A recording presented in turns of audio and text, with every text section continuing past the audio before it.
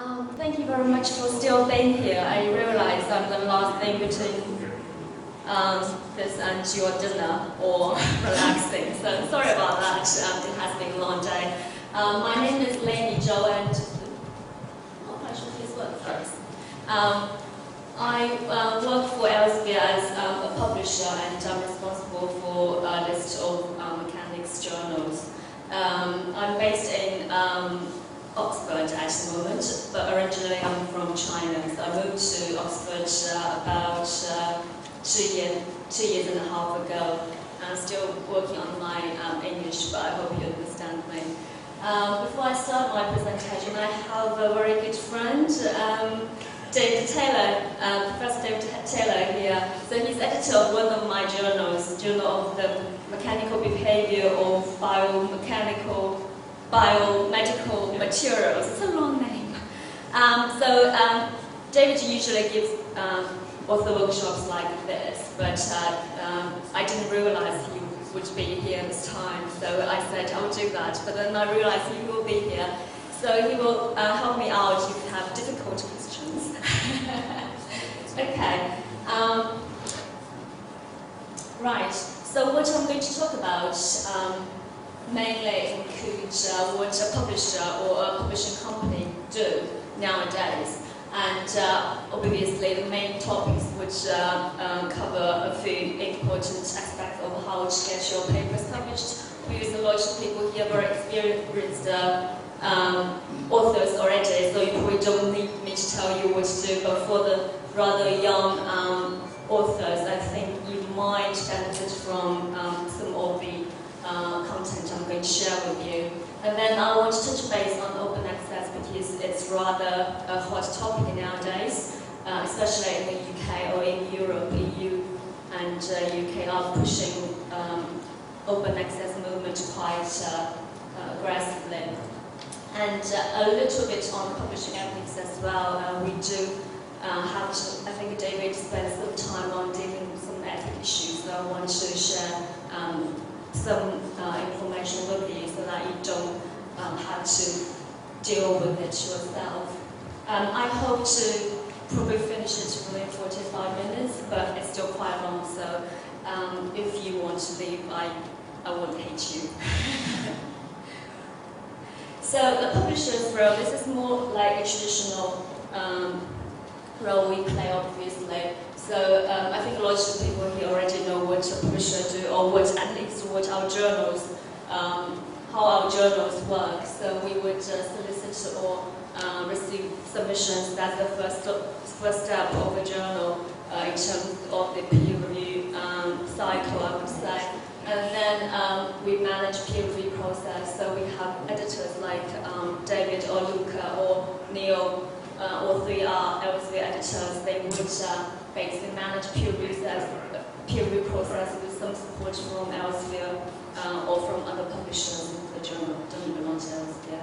And then we edit paper and prepare like typesetting or production for them to be ready to be published online. And then they are published and disseminated to people who are interested in this journal or who subscribe to such a journal. And after that, we need to keep a copy of all these contents. They should be there forever. They should not disappear after, for example, 10 years. You can't find your published paper anymore, then that's not good for you and not good for a publisher. So we archive all the journal content and we promote the journal content to the widest audience possible, so that your work is known by hopefully the majority of people who are interested in it. So that's the very traditional way of how a journal is run or what publishers do in terms of publishing a journal. Obviously nowadays everything is online or electronic, so the cycle outside of the... I'm quite sure this works. Sorry about that. The bits outside of the circle mainly related to electronic functions we provide. So we have obviously submission systems, and in Elsevier we call it ES, Elsevier Submission System, which is rather straightforward, and we keep all the files again in electronic format. And then we have a production tracking system. So when your paper is accepted and it's in the typesetting process, then everything is tracked by this tracking system. So your paper is not going to get lost. If you think of 2,000 journals, you do need something like that to track individual papers all the time. And then we have an electronic warehouse somewhere, I don't know where it is, but it keeps all the electronic files of your content, which means even up to 100 years, your content will still, your journal papers, if they're published with elsewhere, they will still be there, so they wouldn't get lost. And then, obviously, Science Direct is our electronic platform, and I hope everybody here uses it. So it has all our journal content and book content and some other content as well. And then we try to develop mobile content, so I think we have some iPhone apps like Editor's Choice, so an editor can choose a number of papers for readers to read from their smartphone or smart devices. And we also have individual journals that you can get iPhone or iPad subscription to. So that is the development based on the current more oriented world. But apart from that, we also try to do more to basically help authors with their publication to make sure that your research is out as soon as possible and as easy as possible. So I'm just giving two examples. One is called article transfer service. So when you submit an article to Journal A, and if it's out of the scope of that journal, but you didn't know when you submitted it, and the editor says, okay, that this is a good article, but it's not for my journal. Normally, he would have to reject it, and he would have to resubmit to another journal. So you need to reformat and whatever the other journal requires. But now you can do. The editor would still reject your paper, but then you have a choice to accept the recommendation, like your journal is probably suitable for, or your article is probably suitable for Journal B, and then you can submit your paper. You don't have to resubmit, but you can accept that invitation, so your article would be transferred to Journal B. So that's something we try to develop. Not all journals have that, but we try to have that for more and more journals published. Another thing we've been doing for a long time now already is article-based publishing, which means when your article is typeset and you proved the final version, it will go online straight away with page ranges. So if I'm a reader, I find your article online, I can cite it straight away in my article. I don't have to wait for an issue to be compiled to cite it. So individual articles will go online as they're ready. And after a while, when we have enough papers for issue, then all these papers will be compiled. So it saves time between your paper is ready to an issue is compiled, because traditionally you wouldn't be able to, a reader wouldn't be able to cite your paper because there's no page range, for example. So these are the two examples I want to share with you what we do. And another thing we try to develop on our platform is called Article of the Future. I think 3-4 years ago, if you go to Science Direct, or even 2 years ago, you only have the middle, the center pane. So we didn't have this bit, and we didn't have this bit. So now it looks like this. What it means is you have the center pane, which is your article in the traditional way. So you can still read it like this. It's exactly the same as 2 years ago. But then you have the left pane. So that's navigation and browsing tool. So if you just want to look at figures, you don't have to scroll down in the main bit. You just click on the figures, and the figures will show, or you just want to go to, for example, reference, it must be somewhere down there. Then you just click on the references, then the article will move to the reference bit. So it saves your time when you want to just skip some bits of an article you're reading. And the right pane is more the additional stuff we try to develop. So I think, for example, for GMDBM, we have MATLAB, which I'm sure lots of you do use. And then you can have a 3D view of the MATLAB file you've used to develop your results. And you can also have, for example, we've developed something called interactive plots. So when you look at a table, it's not a static table. You can put your cursor on it and you can see all these data points, what actually that point, the data of that point is. So these are the things that you can click through on the right hand. So that's something we've been developing and keep developing. Another role publishers now play is probably quite different from the traditional role we play as publishing journals, is to actually analyze the research output of either an individual, a university, or a country. So this is a very simple example. Obviously, if you use Scopus, you can search an institution, and this is the first result you would get. So you have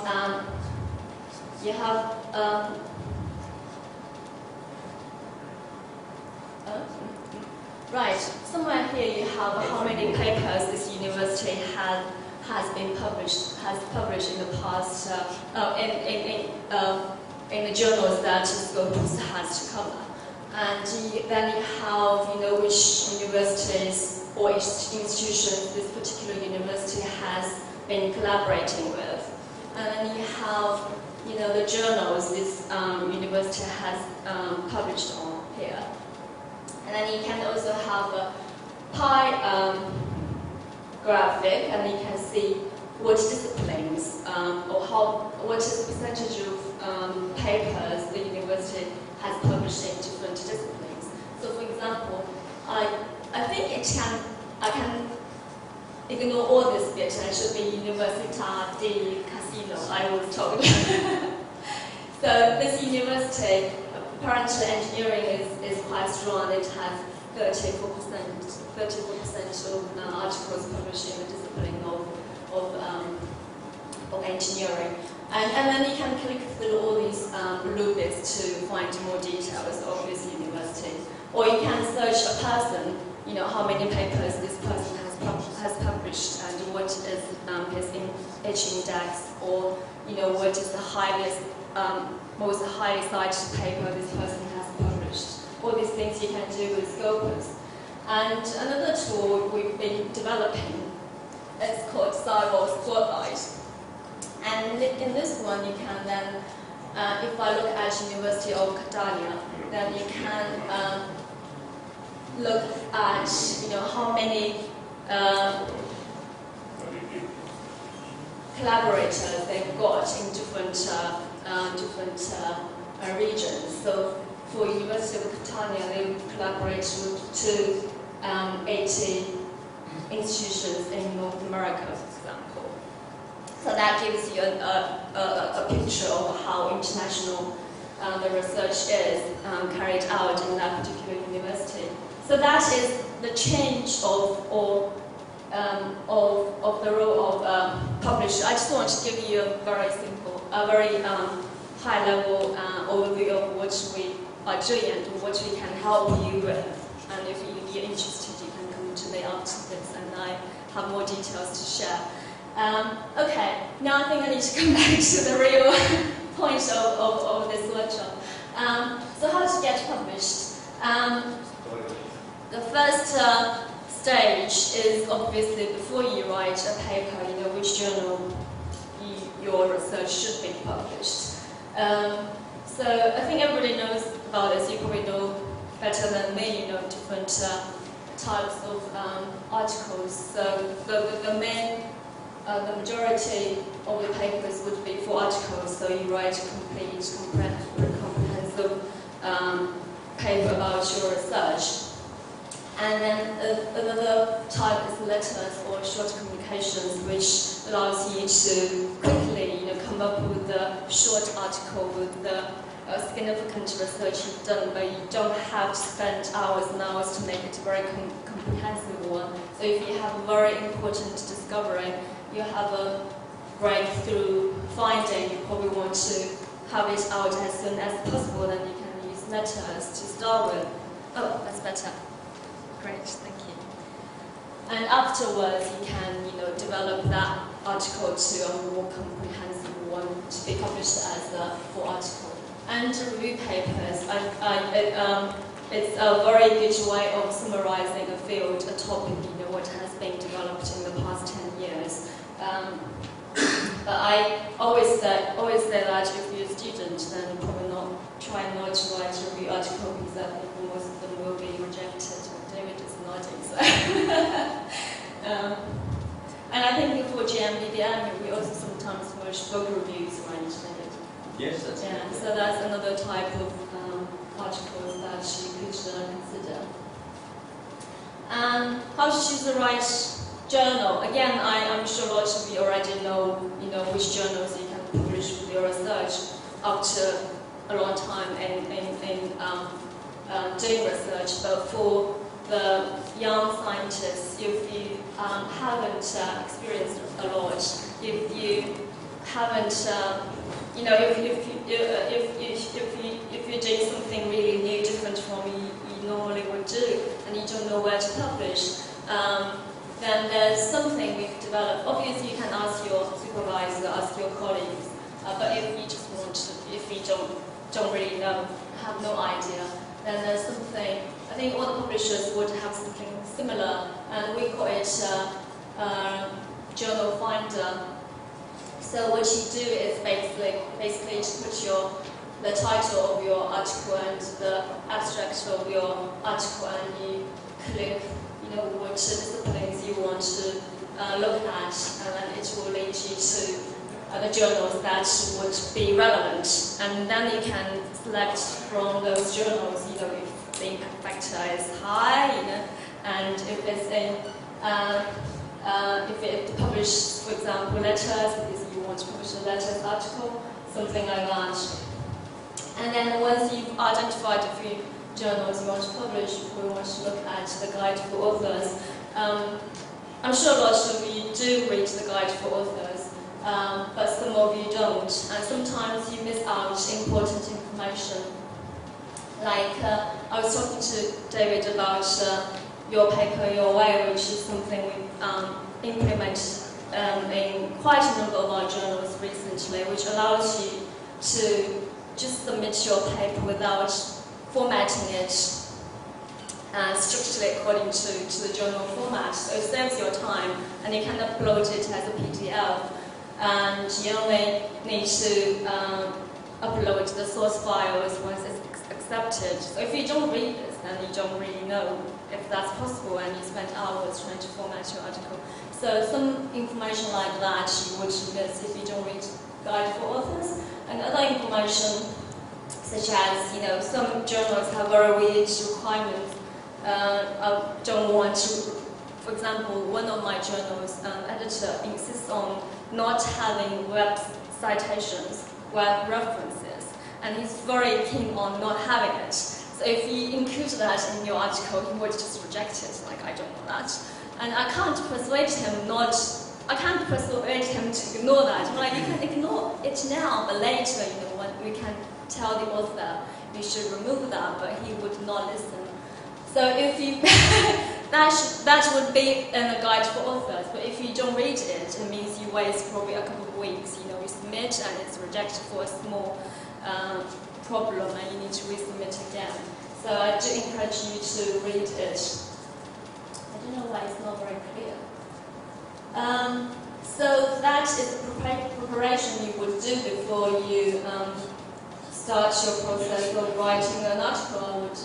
I afterwards, after your paper is ready, but it's better to actually understand what a journal's requirements are before you write. We know. You know? We know. Right.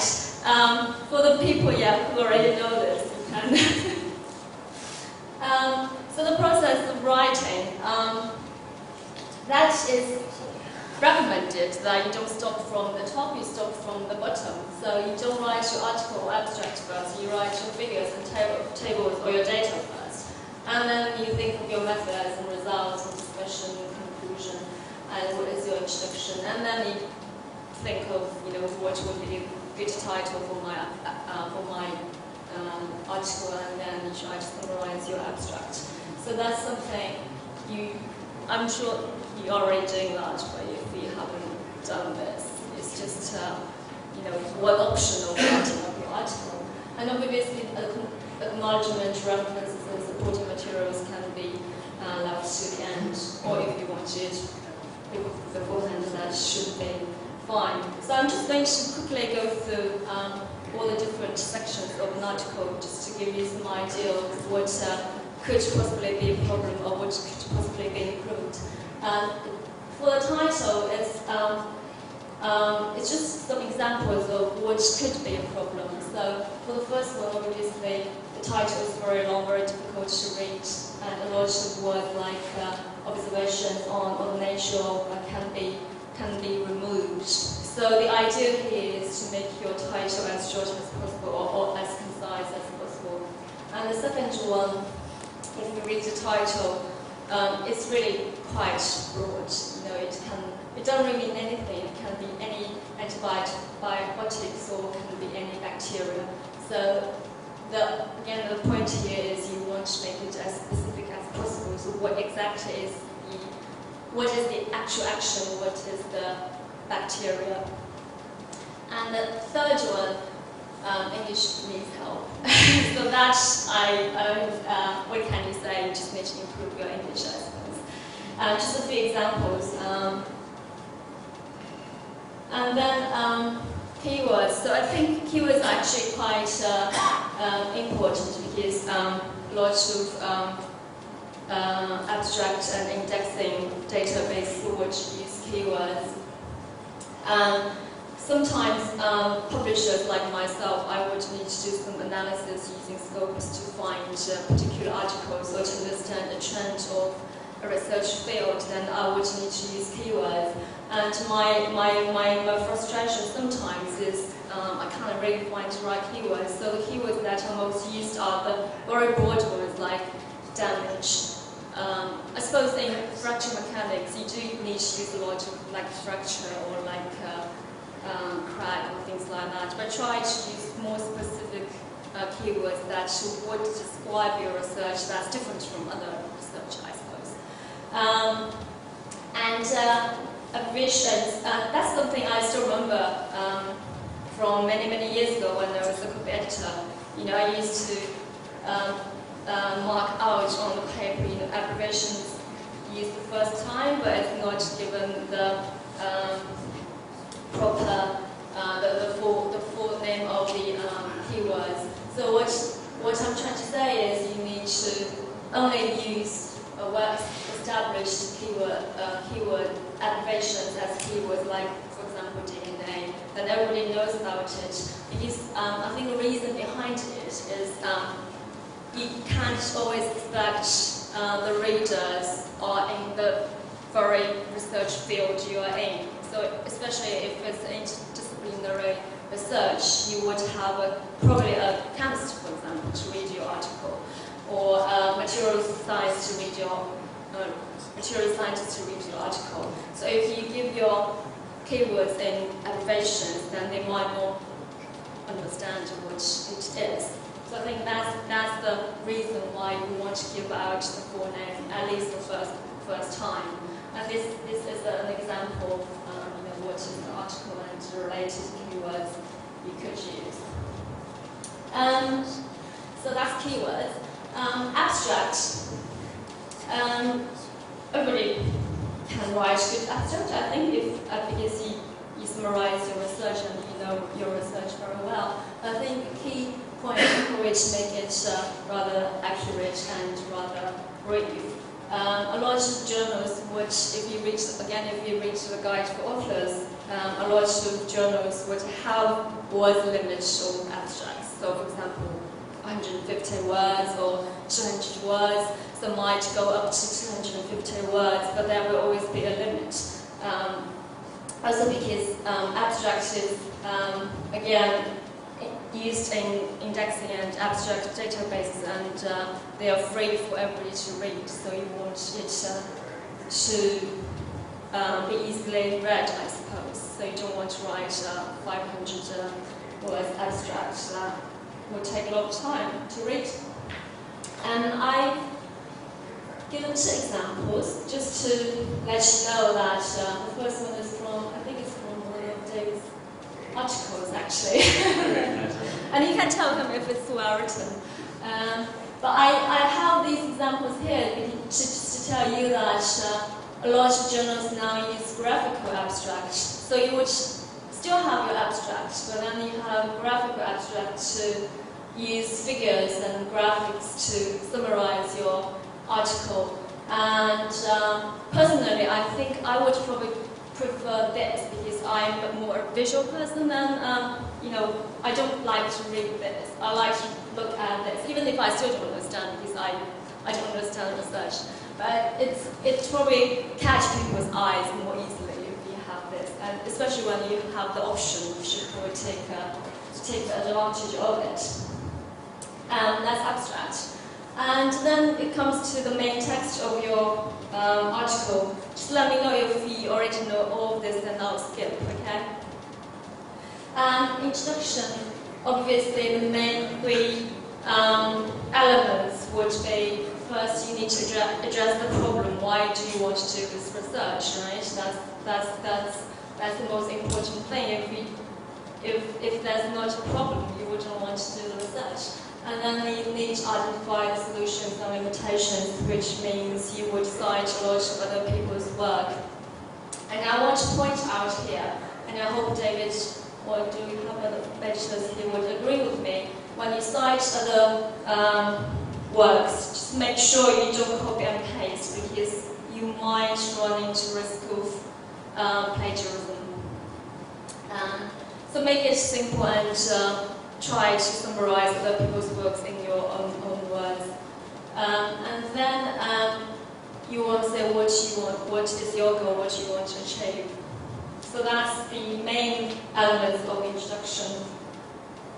And then it comes to methods. I think that's probably the most straightforward bit, because you did the research, you have your research log, hopefully, and you know what you've done, what materials you've used. So you basically just write up that process, I suppose. But a few things I have listed here. I think the one important thing is not to repeat or rewrite a previously published procedure. You can easily just cite it. Again, if your article is run by a plagiarism tool, then all this text would be the same as a previously published article, even if it was published by yourself. You don't want to do that, so you could easily just cite that.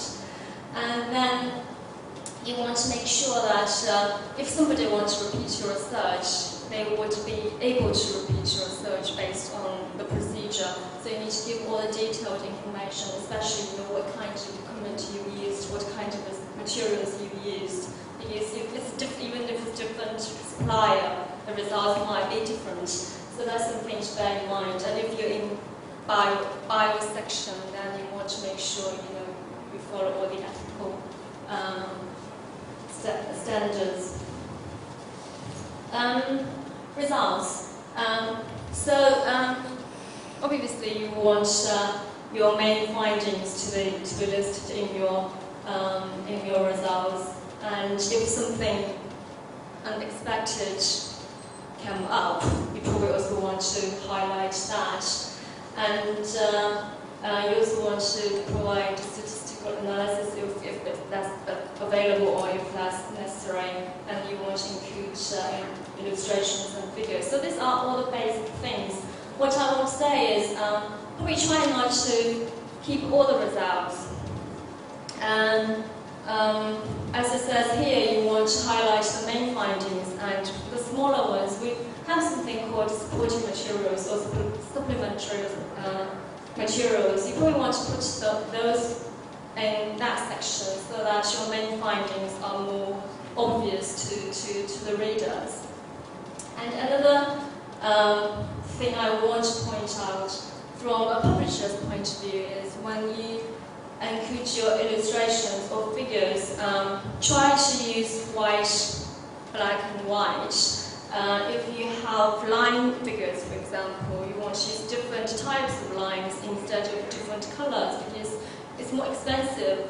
We still have print copies, so if you want to have color figures, it actually is quite expensive. I think on top of my mind, if you want one color page would cost you about 200 euros, something like that. So if you can use black and white to show your results, I think it's better that way. Or because online it's fine, you know. Color online is free, but because we still have print copies, so you would be charged. And then it comes to discussion and conclusion. I believe you can write them separately or put them together. Some journals don't really care, some journals might have specific requirements, but in general, these two different ways should be allowed, I would think. And obviously, in results, you want to explain what your result. In discussion, you want to explain what your results mean, and because of that, you want to discuss what the results you've included in your results section. So you should probably not surprise people by adding some more results in the discussion section. And you also want to correspond that to the aim of your research, so what you list in your introduction, because that was your purpose of doing the research, right? I think that should be deleted. And also in this section, you might want to compare your results with the results other people have come up with. Either your results would agree with their results or disagree. So that's some way you actually have the discussion here.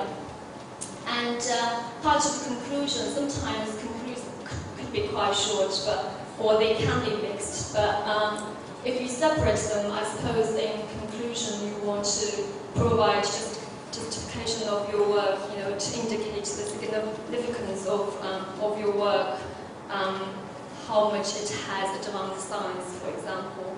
And if you want to suggest what kind of further experiments or work can be done on top of your achievement, or if you are already doing something towards that direction, you also want to mention it here so that other people don't,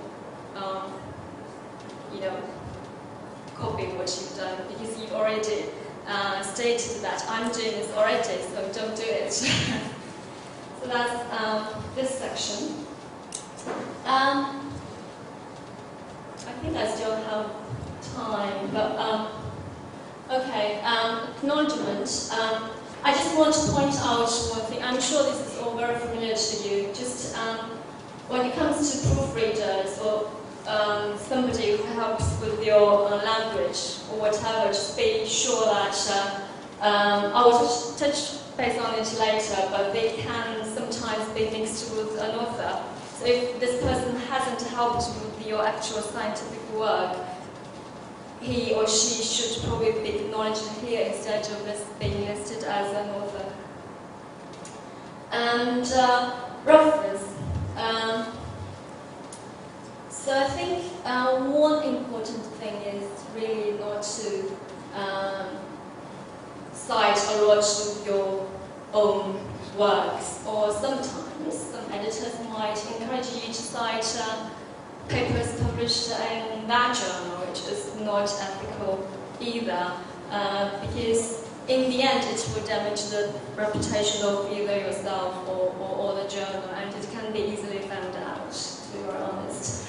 And I think I want to point out this because till now I think a lot of journals still ask authors to really format their references to the style the journal requires. But I mentioned earlier we have this Your Paper, Your Way initiative, which allows you to just not format your reference.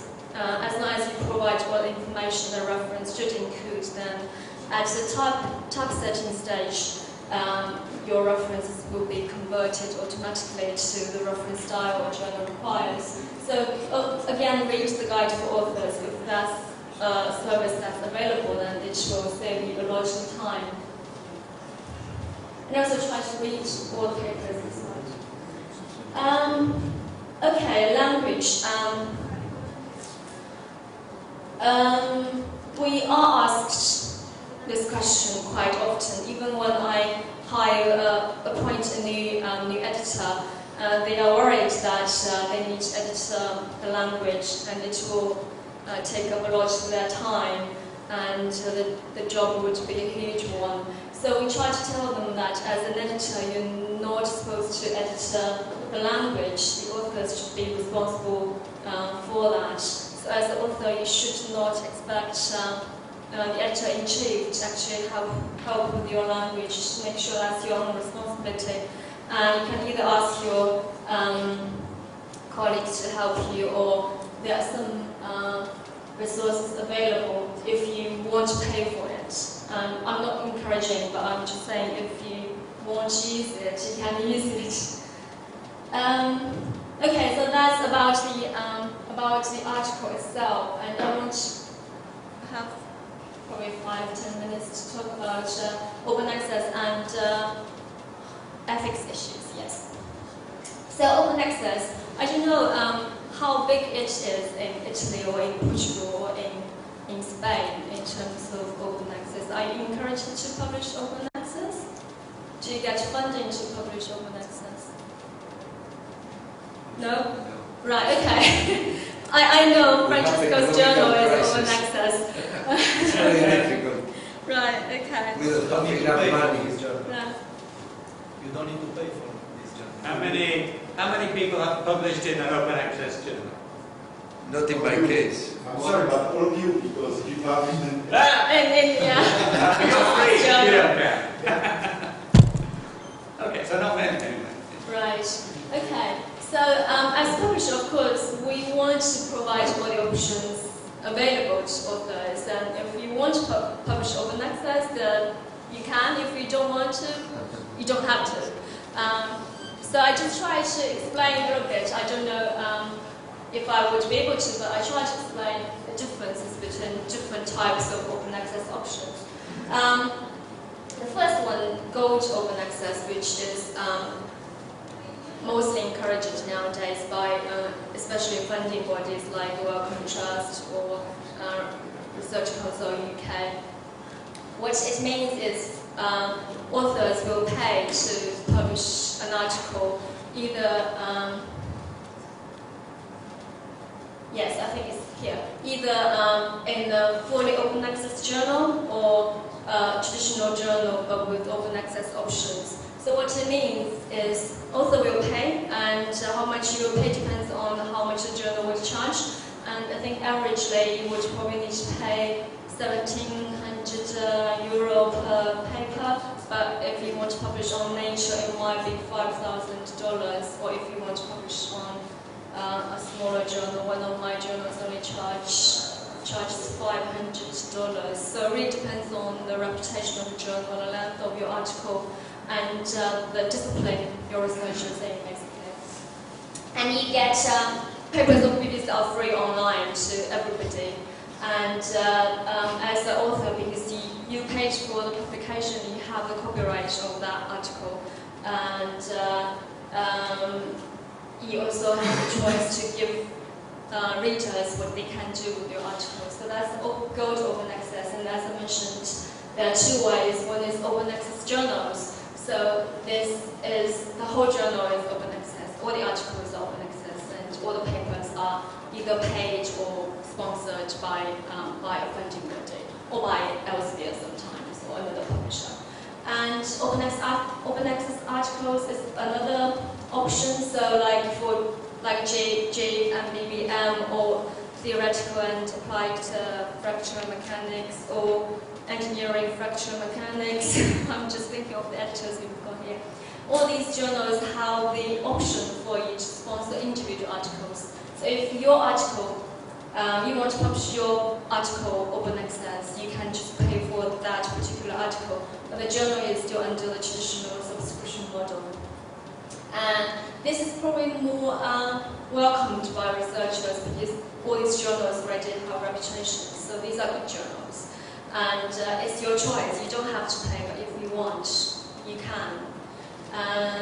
So this is the gold OA model. And another model is green open access.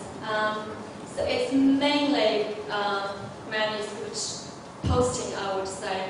So you either post your pre-publication manuscripts, or the accepted manuscripts, or sometimes the published journal articles on, if your university has an institutional repository, then you might put your articles there. Or sometimes some funding bodies would mandate such articles, and you will probably do it there. So in this case, the articles or the publication itself, the published journal articles would still be under the subscription model, which means all these open access content posted somewhere, the fee is probably, I should not say that, this is actually here.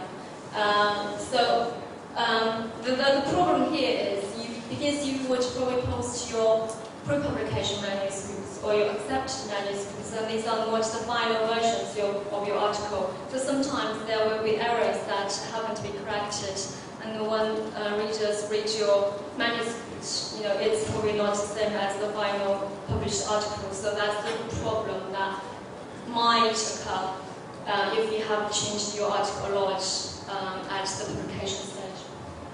And then open archive. That's something usually done in batches, I would say. So it's also called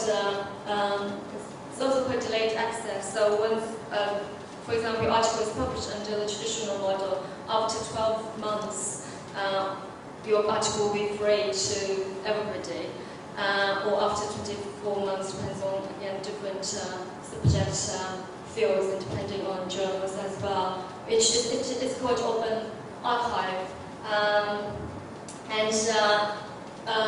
The problem here is the publisher will need to think of, if the investment they put in a journal, when will that come back before they can open up all the content. So that's something publishers would need to think about, which means your articles wouldn't be open access straight away, basically.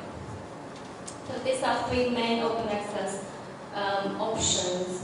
And as I mentioned earlier, if it's gold open access, usually the authors would have the copyright, so you don't have to fill out that copyright transfer form. Publishers get this exclusive publishing agreement, so they have the right to publish, to do things with your articles after they are published, but they don't have the copyright anymore.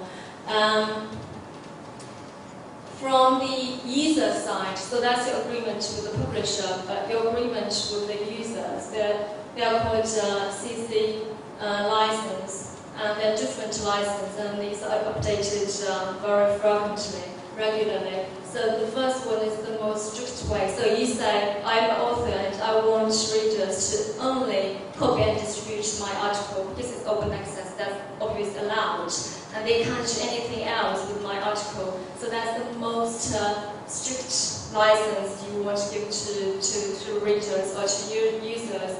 And on the other extreme, you can if you don't really care whatever other people would do with your article, you can allow them to copy and distribute. You can allow them to translate, to extract, to use it as commercial purposes, or to text or data mine. So whatever people can do with your article, you would say, okay, no problem, I'm happy for them to do whatever they want to do, to even change the content of your article. So these are licensed, and it's in your hand what kind of flexibility you want to give to the users or to readers. But these are obviously all gold open access when you have sponsored or paid for your article to publish as open access. Okay, quickly on ethics. The first bit is about authorship. So I just want to give you an example of what kind of definition an author is. This is more in the medical field, because I think they're more strict about all these things, and they have actually developed some definition. So if you're an author, you need to, first of all, substantially contribute to conception and design or acquisition of data or analysis and integration of data, and you have to be involved in draft the article, revise it critically for important intellectual content, and give their approval of the final version to be published. So in the International Committee of Medical Journal Editors have come up with the definition of all three together. And if you've done all these three, you can be defined as an author of an article.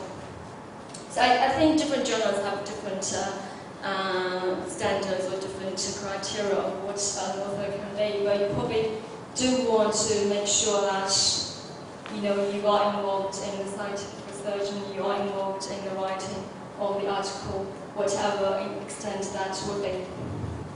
And we want to avoid some different authorships that you want to be careful with. Corresponding author is very clear to everybody, I suppose. I'm not going to spend any time on that. But you want to avoid ghost authorship, which means authors who have actually participated in your research and writing, but you don't like that guy. Or he became enemy at one point, I'm not going to include him as an author. And what happens is afterwards he would come back and write Elsie or write David. I was involved in that article and my name is not listed, and it's not very easy or not very nice to deal with things like that.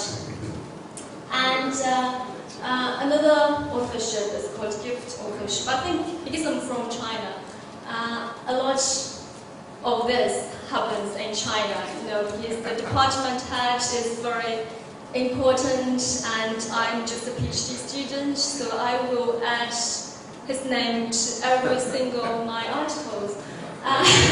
Even if he's not aware of what I'm doing and what I've published or submitted to that journal. If your article is good, if nothing happens, it's fine. But if you actually committed plagiarism, for example, and the editor wants to write to the corresponding author, which is the department head who has no idea what you've done, then you run into trouble. So these are two extreme examples, but they do happen quite often, to be honest. So I think this is probably more important to authors, because it's not always clear what a publisher or an editor would do for you if you run into authorship disputes. So if this actually happens, it would be the authors to actually resolve the problem, because editors or publishers don't really know what actually happened, and we're not detectives, we're not police, so we wouldn't be able to find out what exactly has happened, whose fault it is. So it would be for you as author or as university to solve the problem. And obviously, if it happened before your paper is published, then it would delay the publication process. And it's not very nice, isn't it, if you run into problems like that, and the editors would know, oh, this person has done that, or the publisher would know this person has done that, and you just want to avoid it. And it's a lot of hassle to prove that person has or has not been involved in your research or writing. Another ethics problem is obviously plagiarism, and it's talked a lot and happens a lot as well. So you can see from this figure that almost half of the ethics issues we deal with is actually plagiarism. So you copy and paste other people's work or text or words. What can be plagiarized? It's a long list, but mainly whatever you steal from other people. It could be a plagiarism, and it was probably not very easy to detect such things because you're talking about a huge number of journals and a huge number of publications almost every day. But nowadays, obviously, we have some tools to detect plagiarism for us. So we use cross-check, and cross-check is used by a lot of all the main publishers and also small publishers. So this is probably already a very outdated number, but 30 plus million articles in cross-check, which is probably 2-3 years ago actually. It's updated every day because all the submissions now come to all the published articles now in our database would be fed into cross-check. So every day that database is increasing. So what happens now is, I don't know, David, do we have cross-check on the ES now for GMPDM? Yeah. Okay, great, yeah. So I don't think all Elsevier journals have cross-check embedded in the ES, but the majority of our journals have that, which means editors don't have to go to another website to upload your article. So once your submission is there, there's a button you can press and your paper will be checked against the huge database, basically. And if there's a similarity rate of, for example, 20% or something, then the editor will be alerted, like this paper probably has a problem, I need to look at it. And you can easily identify if the text is actually written by another person or it's just some very standard procedure, for example, which is not a problem. So that's how you see nowadays that plagiarism can be checked, basically, can be detected. So I don't think a lot of people do that on purpose, they just don't realize they're doing that. I think the best way of avoiding plagiarism is probably to cite other people's work properly if you don't intend to commit the crime, right? Okay, I think that's everything, right? Sorry, I'm a little bit late. And I'm just giving the list of journals, and Luca is there, and one of the journals is Luca's journal, of course. So these are all the solid mechanics journals, I would say, in our portfolio. I'm launching a new journal called Extreme Mechanics Letter. So it's a letters journal. I'll put it here because if you want to publish your great research in a very short period of time, you can submit this one. And David's journal is a more bio journal. It's a long name. And Luca, where's your journal? Theoretical and Applied Fractional Mechanics. And we have Neil here, and his journal is Engineering Fractional Mechanics. So if you want to submit your articles, talk to the editors. That's it. And if you want to contact me for more information, my email address is here as well. Okay. Thank you very much.